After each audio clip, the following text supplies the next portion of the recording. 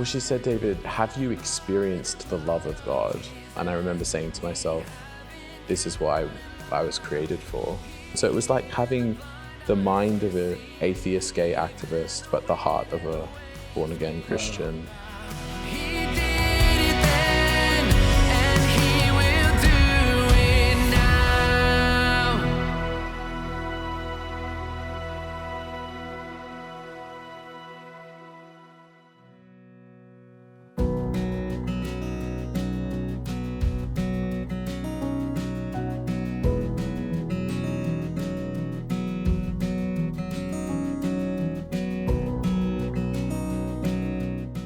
So David, we're here in Wycliffe Hall in Oxford. What do you do here? So I'm currently a postdoctoral research fellow in Christian ethics and theology at the University of Oxford's Faculty of Theology and Religion, and I'm also an associate research fellow here at Wycliffe. But you didn't grow up in the UK or in Oxford. No. Where'd you grow up? I grew up in Sydney. I am an Australian, but I remember in 2013 when I arrived in Oxford, walking down the street and saying to myself, I was created to live here, which is a very strange and wonderful happenstance in the sense that I love Australia, I'm always been Australian, but there was just this sense of purpose and destiny here that was undeniable, and God has done incredible things here in my life, from the hardest forms of sanctification to, the joyous blessings of living a life that's sacrificial, but also really full of joy and full of witness to Him. It's a long journey from Sydney to Oxford physically, geographically, but for you, it's been a long journey kind of personally. So at the end of high school, you had a realization about yourself. What was that? Yeah, so around the age of 10, I came to see that I was actually attracted to the same sex, and I thought that might be a stage or something that I could repress or rechannel in another direction, and found out that by the age of 13, 14, this wasn't going to change. But everyone around me was saying, it's just a phase, just live through it and you'll see. And I was like, at that point I was exhausted and ready to come out as gay. And so I went to a more conservative Anglican boys' school. And coming out in that space at that time was pretty precocious, pretty ahead of my time in one sense, and took a toll on me as well. It wasn't easy. So my book starts with that moment, I suppose, that crisis for me, where we'd moved from Epping, if you know Sydney, to Greenwich. And I was looking at the harbour and just thought, this is so beautiful, but I'll never be able to share this. Unless I come out, I can't share this with a romantic partner. And I just remember this kind of desire to kind of jump off the rocks into, kind of suicidal moment, I suppose, in one sense. I remember running home being really afraid of that. What was it like when you did? When I came out? Yep. I think it was a relief. I remember telling my friends at school, and what's interesting is half of them were Christian and half of them were gay. Some of them were gay and Christian. So already I had found my people, if you like, at school, but I didn't know that at the time. And I was the first one to come out. And so it was easy for them, I think, because they had that in their own background. And then I remember being in the car with my mom and that blue Volvo and just the humidity on the windows. And this thud in my chest, and just saying, "Hey, Mum, I have something to tell you." And she said to me, "Oh, have you got someone pregnant?" And I was like, "What's kind of the opposite?" "Oh, is there anything with drugs?" These kinds of questions. And then finally, she was like, "Are you gay?" I was like, "Yeah, I am." And I had a girlfriend at the time, and she was actually wonderful. She was Christian, which is fascinating. Yeah. And she was saying to me, because I told her about that experience of wanting to kind of take my life, and she said, "You've got to tell someone, you've got to come out, this isn't going to work." And so it was fascinating. I felt in my peers, and my mum's reaction was just so deep. I think for her, the deepest anguish of it wasn't that I was gay necessarily, but that I would have to suffer more than others because of that. Yeah. And I'd have to wrestle with what it meant. Yeah. So at that point, you clearly wouldn't have seen yourself as Christian. What was your stance towards people of faith?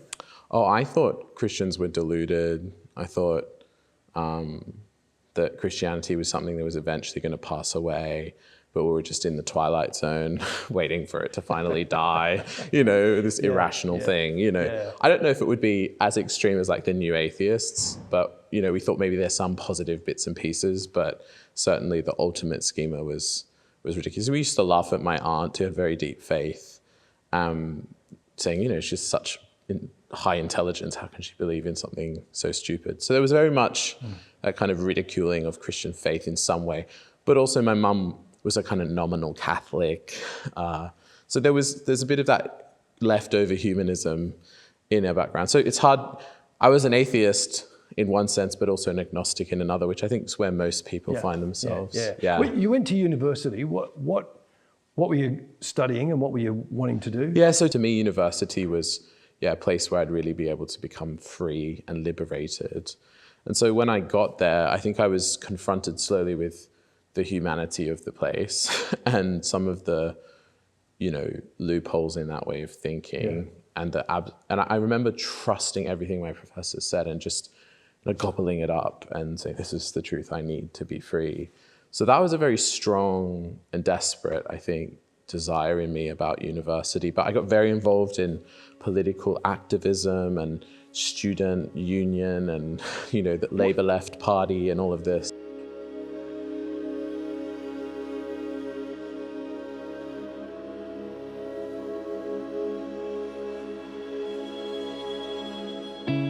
So Janine, how did you know David Bennett?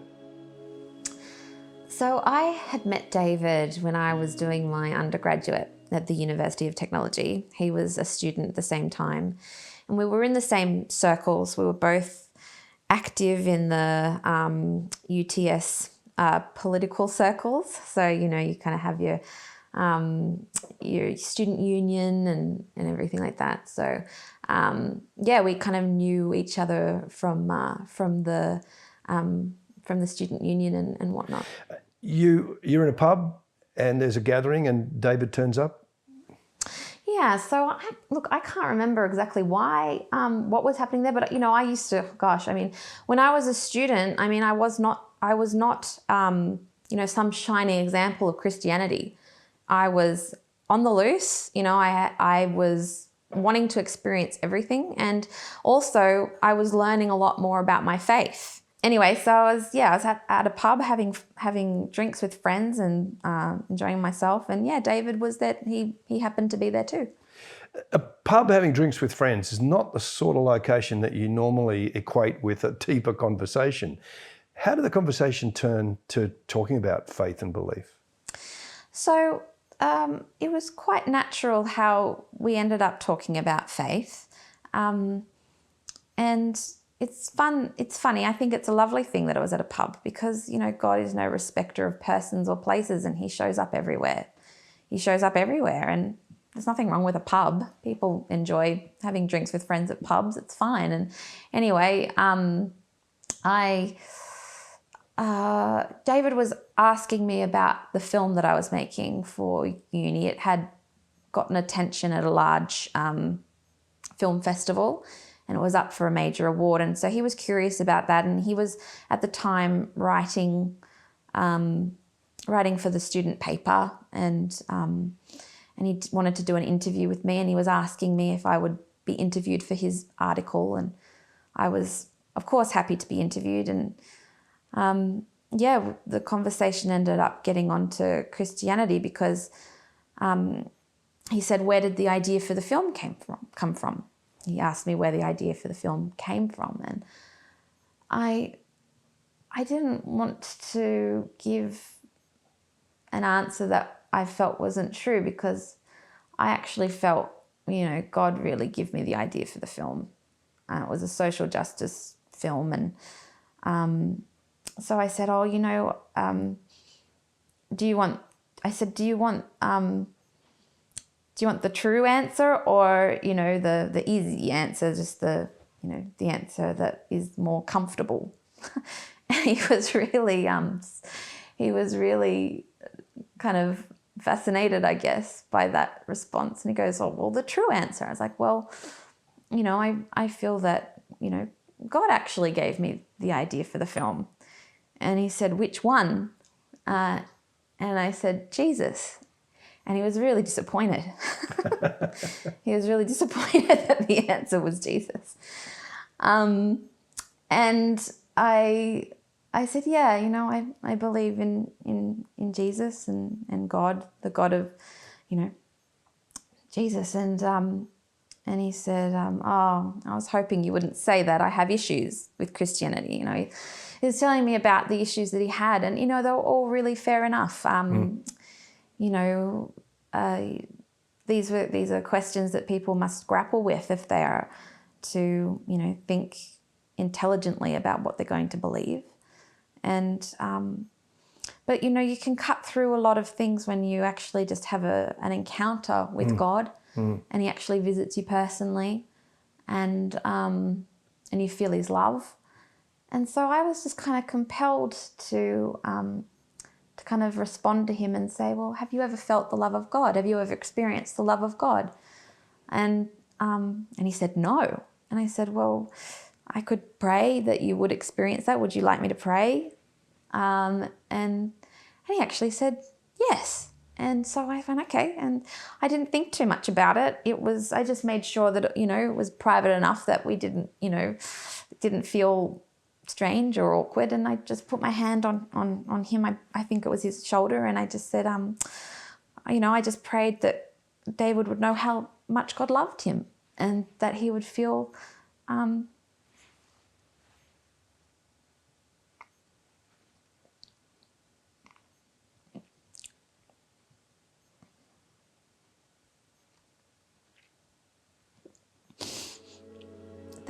the love.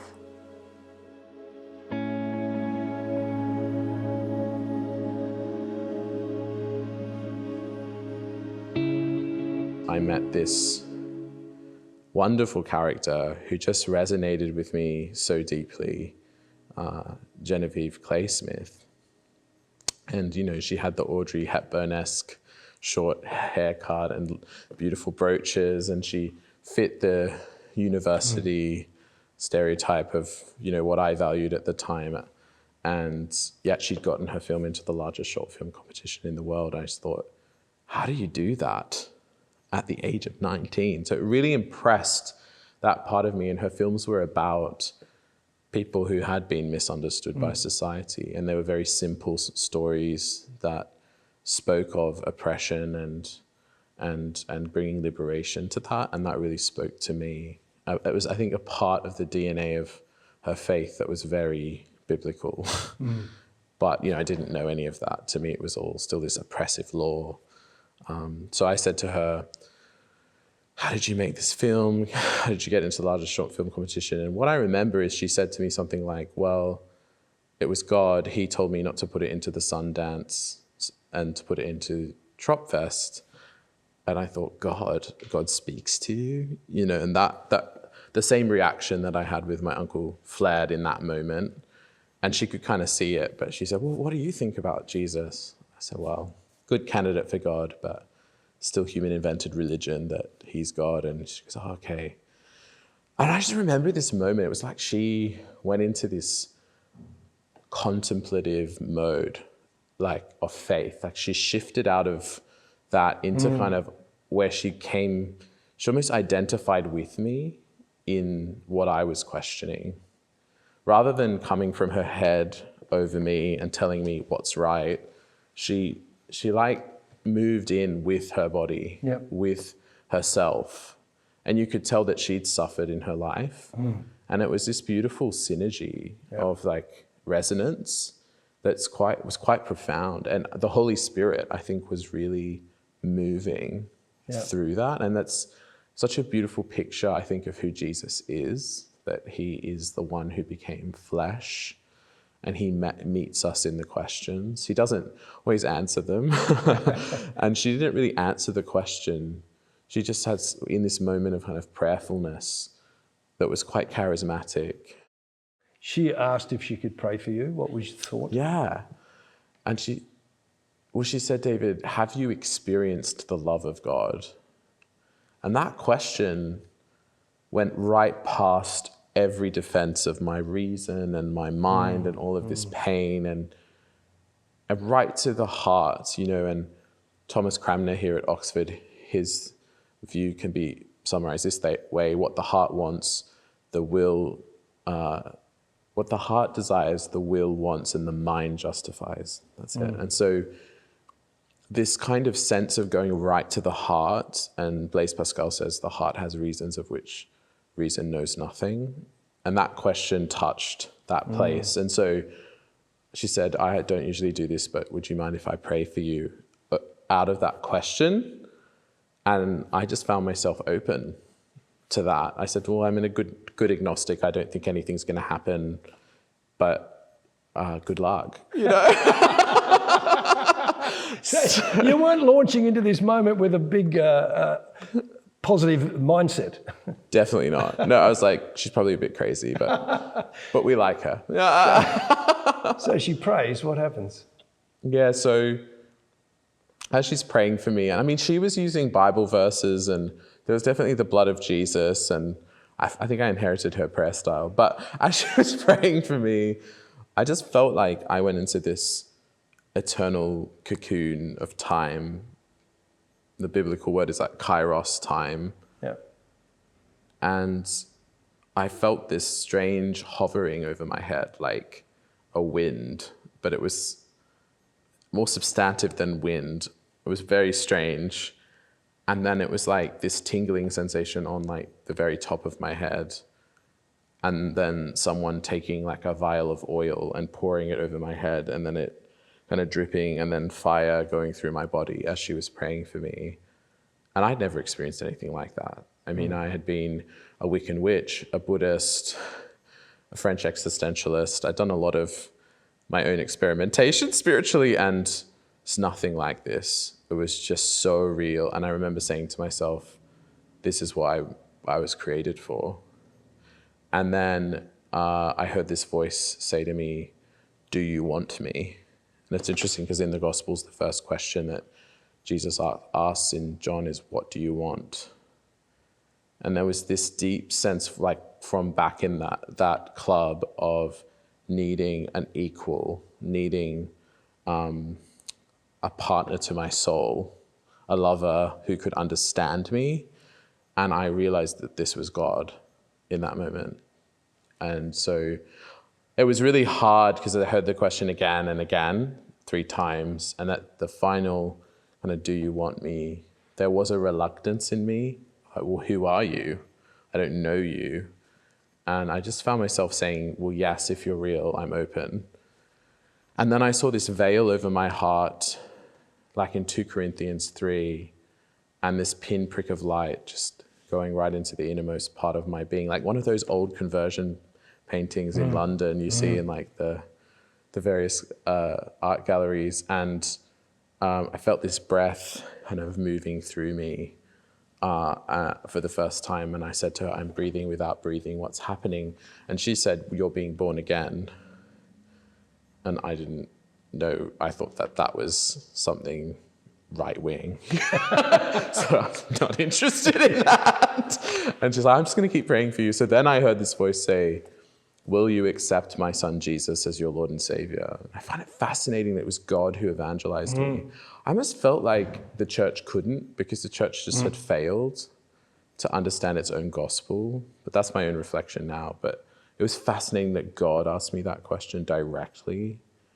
And ever since I've heard these questions, I've had this capacity to hear God, which is very hard sometimes in the church, because people are like, who do you think you are? And it's just like grace. It's just grace.